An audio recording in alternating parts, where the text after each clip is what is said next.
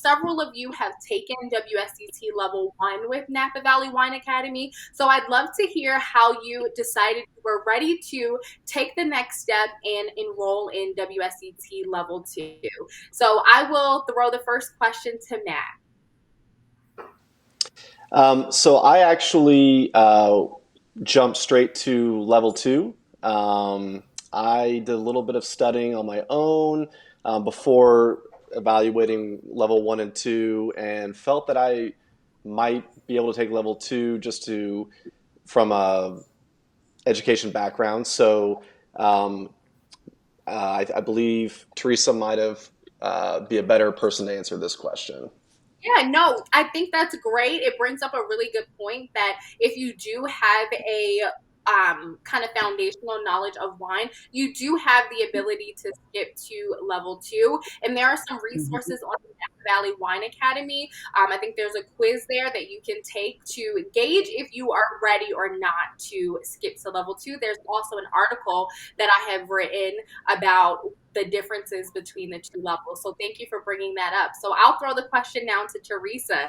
After taking level 1, how long did you wait and how did you decide you were ready for level 2?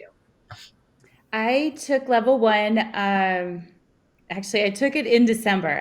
Of 21, I think it was. Yes, because last year was. I'm still like figuring out what year is what.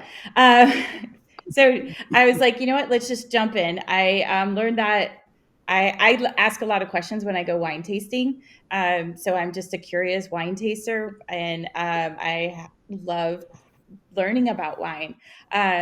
So the level one was actually kind of easy for me, so to speak.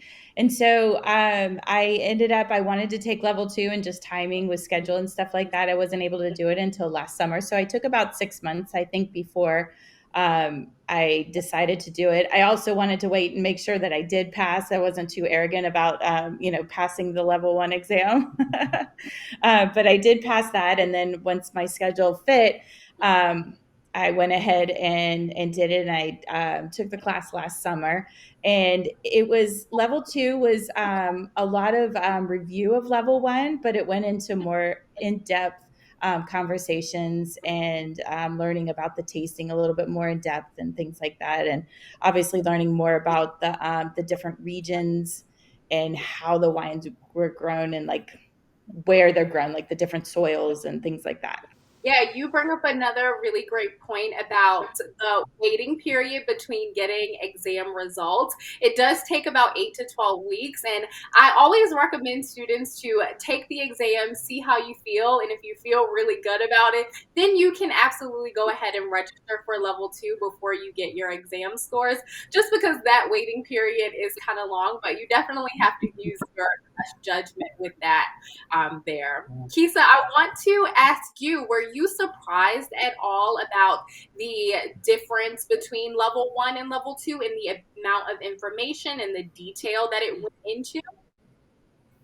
Yes, yes, I was, because I am not the best test taker. So I like studied, I really was intensely studying level one. I was like, okay, maybe I put too much time into it, because I was like, I passed really well, like I scored really high score. And then when I got to level two, I was like, okay, wow, they are really taking it up a notch. I was turning on pages, and I got really intimidated. Like I was scared. I was like, how am I gonna remember all these varietals? Like it was intense. But I was glad that I took level one, because that gave me my foundation. A lot of the information I did know, but it made me feel a little bit more confident about some of those primary aromas and flavors, and just things that, because you were my teacher in both of them. So just things that was reviewed in there. So it definitely helped. So it was good though.